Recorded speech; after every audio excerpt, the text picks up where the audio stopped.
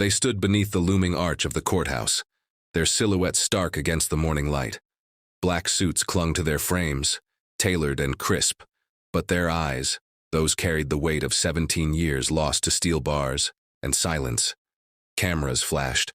Reporters surged forward barking questions, but Maya and Milan Lane didn't flinch.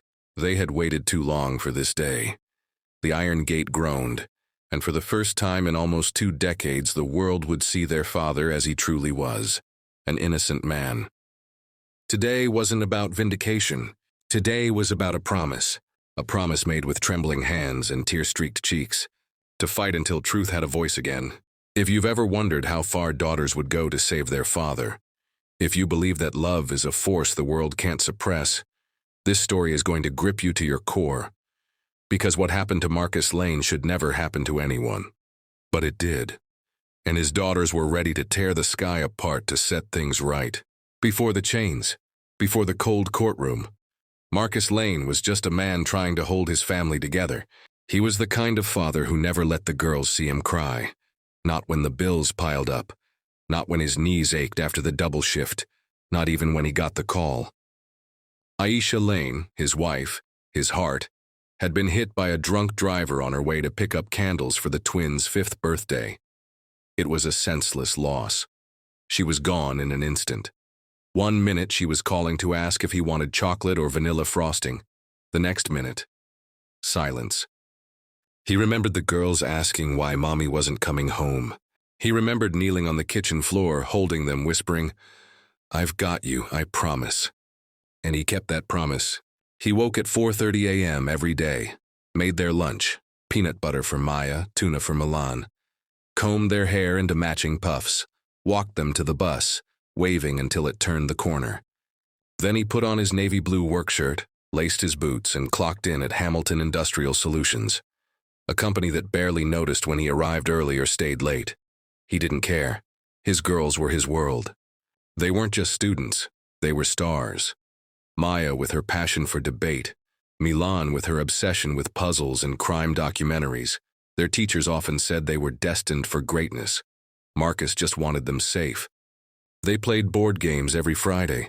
Sunday afternoons were for backyard chalk drawings and stories from Marcus's childhood in Baton Rouge. He made them pancakes in the shape of animals, read bedtime books in funny voices, and never missed a parent-teacher meeting. He could never have imagined the storm coming. The morning of the arrest started like any other. Breakfast, smiles, hugs. But by 10:14 a.m., the company was surrounded by police cruisers. Armed officers swarmed the IT department.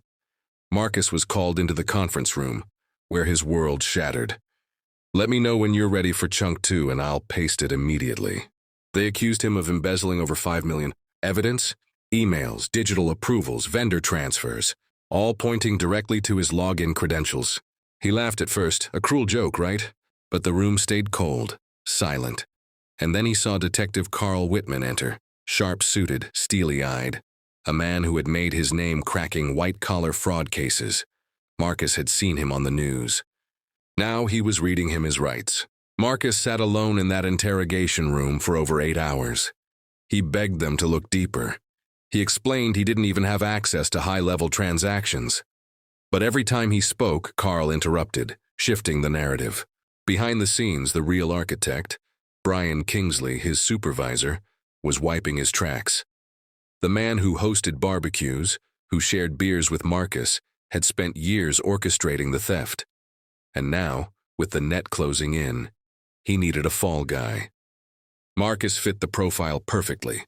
Hard-working, over-trusting, and most importantly, alone. The media picked up the story within days. His mugshot made the 6 o'clock news. "Father turns fraudster," they wrote in bold. Neighbors turned their backs. His landlord left a notice on the door.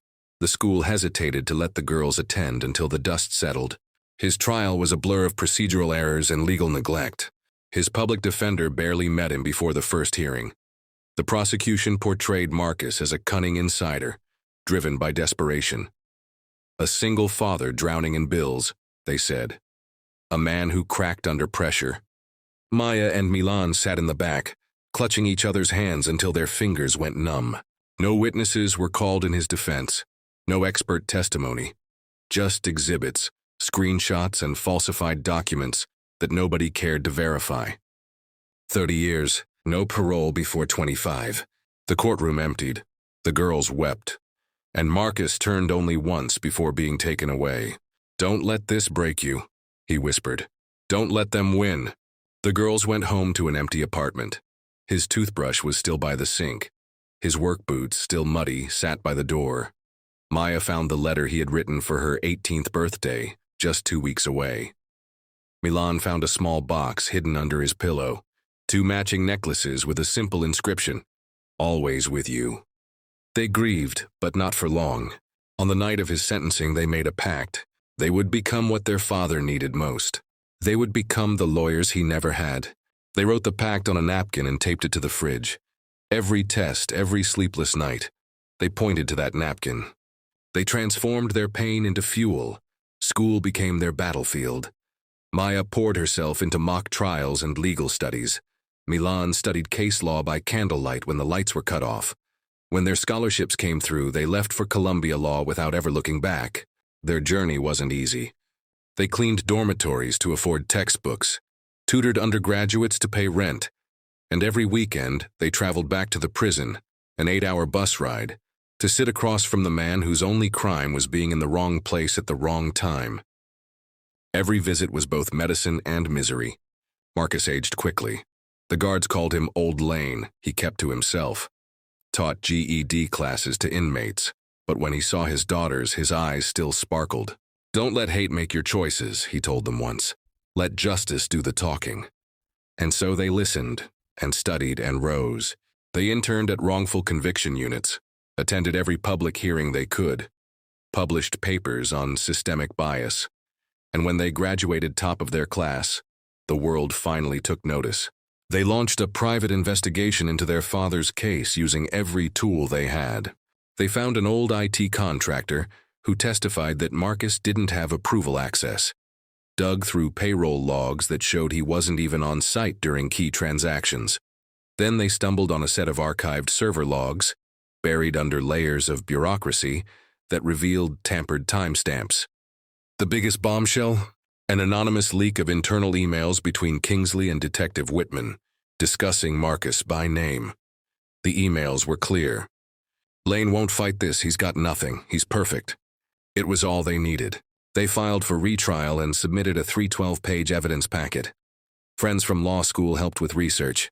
A senator quietly pushed for a judicial review. The second trial was a media circus.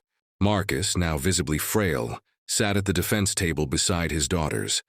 Maya's opening argument made national headlines. "We are not just here for our father. We are here for every person whose truth was drowned out by privilege and politics." Witness after witness came forward, some emboldened by time, others by guilt.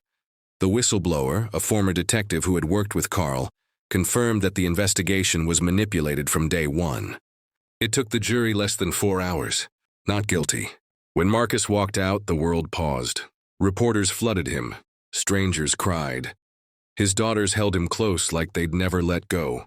He had spent nearly 2 decades behind bars for a crime he didn't commit. But he wasn't bitter. "I didn't come out to hate the world," he said in an interview. "I came out to heal it through them." He started every morning on the porch, watching the sunrise, grateful for fresh air and the rustle of wind through trees. The lawsuit followed. Marcus sued the city, the state, the police department, and Hamilton Industrial. The court awarded him $12.8 million in damages. He used $5 million to launch the Lane Project, a legal defense initiative focused on wrongful convictions and systemic bias. The rest? He used to buy a home for each daughter and invest in scholarships for aspiring black lawyers. Maya and Milan didn't stop. They took on cases nobody else wanted. Defended single mothers, wrongly accused teens, and immigrants caught in red tape. They appeared on panels, wrote a best-selling memoir titled In Their Father's Name, and became national voices for judicial reform. But to them, none of that mattered as much as what happened every Friday evening. Dinner at Dad's place, spaghetti and jazz music, laughter, stories, and the sacred ordinary. And Marcus? He taught ethics at a community college just a few miles from their old apartment. His students called him Professor Pops. He ended every class with the same words. Justice is not about punishment, it's about truth. Never forget the difference. He started a garden in the backyard. Tomatoes, peppers, collards. He said growing something real kept his soul clean. And so the man the world tried to bury became a beacon. And the daughters who once sat crying on a kitchen floor became the storm. Injustice failed. Love didn't. Their story doesn't end here, because there are more voices still waiting to be heard. More truths buried beneath silence. If their journey inspired you, don't let it stop on this screen. Subscribe to hear the next story. Leave a comment if you believe love should always get the final word. And remember, the fight for justice isn't just in courtrooms. It's in the stories we choose to tell. We'll see you in the next one. And thanks for watching.